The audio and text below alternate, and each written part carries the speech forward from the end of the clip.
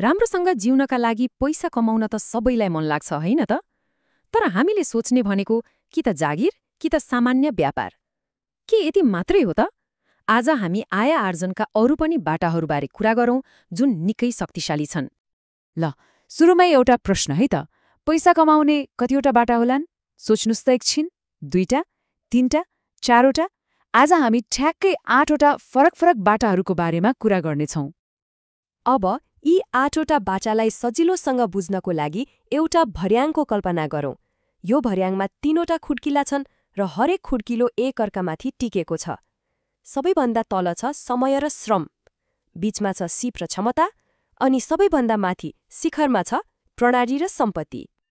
ल, त्यसो भए सुरु गरौँ भर्याङको पहिलो खुड्किलोबाट। यो आय आर्जनको सबैभन्दा आधारभूत मतलब सबैभन्दा जक्कै तह हो। यहाँ लगानी के को हुन्छ त भन्दा आफ्नो समय र शारीरिक श्रमको हो। यही जग्गामा छ पहिलो बाटो, श्रम सेवा। यो त पैसा कमाउने सायद सबैभन्दा पुरानो, सबैभन्दा सिधा-साधा तरिका हो नि, होइन र? यसलाई बुझ्न कुनै गाह्रो छैन। भनेको आफ्नो शारीरिक बल, समय अनि ऊर्जा बेचेर पैसा कमाउने। जति धेरै शारीरिक मेहनत त्यति धेरै कमाई। सिधा हिसाब। ल, अब यो श्रम सेवाबाट एक कदम माथि जाउँ। अब आउँछ जागिर। यो त हामी धेरैले सुनेको बुझेको कुरा हो। जागिरमा पनि समय र ऊर्जा त बेचिन्छ नै, तर यहाँ एउटा एकदमै महत्त्वपूर्ण कुरा थपिन्छ, त्यो हो योग्यता। हो, श्रम सेवा र जागिरमा मुख्य फरक यही हो। जागिर खान त कुनै खास पढाइ वा प्राविधिक ज्ञान चाहिन्छ नि, अनि त्यही योग्यताले गर्दा कमाइको सम्भावना पनि बढी हुन्छ। ल, पहिलो खुड्किलो सकियो। अब समय र श्रम बेच्ने कुरा भन्दा अलिक माथि उठौँ। आय आर्जनका अझै राम्रा बाटाहरू छन् जुन हाम्रो विशेष सिप र क्षमतामा भर पर्छन्। अब हामी भर्याङको दोस्रो तहमा जाँदैछौँ। यो दोस्रो तहले हामीलाई तेस्रो बाटोमा पुर्याउँछ, जसलाई भनिन्छ पेशा। पेशा भनेको सर्टिफिकेट देखाएर योग्यता बेच्नु मात्रै होइन है। यो त आफ्नो सिप, आफ्नो क्षमता अनि आफ्नो कला बेचेर पैसा कमाउने काम हो। यहाँ सर्टिफिकेट भन्दा पनि आफूले सिकेको, विकास गरेको त्यो विशेष कौशलताको महत्त्व हुन्छ। अब यहाँनिर एउटा रमाइलो कुरा छ जसले जागिर र पेशा बीचको फरकलाई एकदमै छर्लङ्ग पार्छ। हेर्नुहोस् है, जागिर भनेको योग्यता बेच्ने हो, तर पेशा भनेको सिप, क्षमता र कला बेच्ने हो। जस्तै डाक्टर वा वकिलको कामलाई हामी पेशा भन्छौँ। किनभने उहाँहरूले आफ्नो विशेष सिप बेचिरहनु भएको हुन्छ। तर सामान्य अफिसमा गरिने काम चाहिँ जागिर भयो।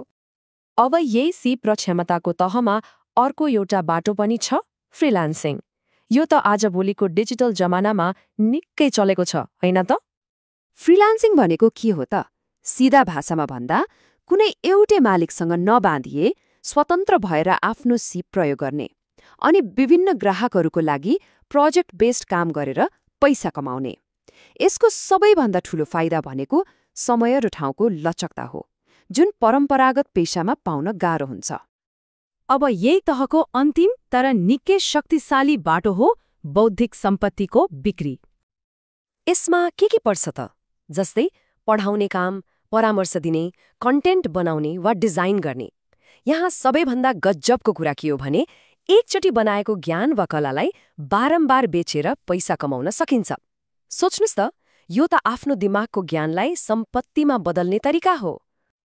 ल, अब हामी त्यो भर्याङको सबैभन्दा माथिल्लो, सबैभन्दा रोमाञ्चक खुड्किलोमा चढ्दैछौँ। यहाँ फोकस अब समय र सिप बेच्नेमा हुँदैन। यहाँ फोकस हुन्छ प्रणाली र सम्पत्ति बनाउनमा। यस्तो प्रणाली जहाँ पैसा कमाउन आफै सधैँ उपस्थित हुनै पर्ने बाध्यता कम हुँदै जान्छ। यो तहको पहिलो बाटो हो व्यवसाय।